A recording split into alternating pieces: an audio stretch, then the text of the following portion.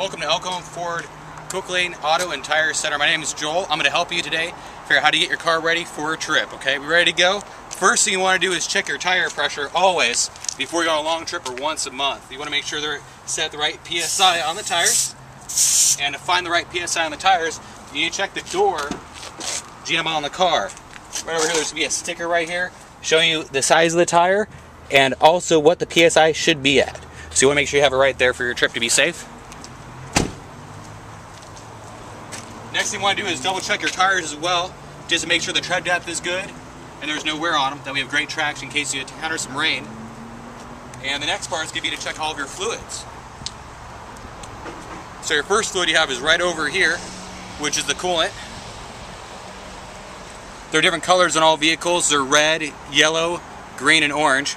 This one has to be just yellow. You want to make sure you have it above the cold fill range when it's cold out, but not above the high fill when it's hot, because it'll blow out through the cap. The next thing is your brake fluid.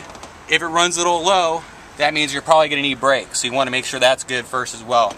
You don't want to add anything to that though, of course. The next is the power steering fluid. Just make sure it's at the right level. Most of them are pink in color, just like that right over there. And also your transmission fluid. When you check your transmission fluid, you want to make sure the vehicle is running. But you want to make sure it's a nice pinkish color, just like that, and it's full. Also, of course, your oil level. You want to turn the car on for a minute and then turn it off to be able to check the oil level on there. And when you do check that, you want to make sure it's between these two dots right there. If it's between those two dots, you're definitely good to go on the road. One other great basic maintenance item is to check your air filter. They're located in different vehicles in different spots. This one happens to be right in the front. You just pop that off, it comes right out.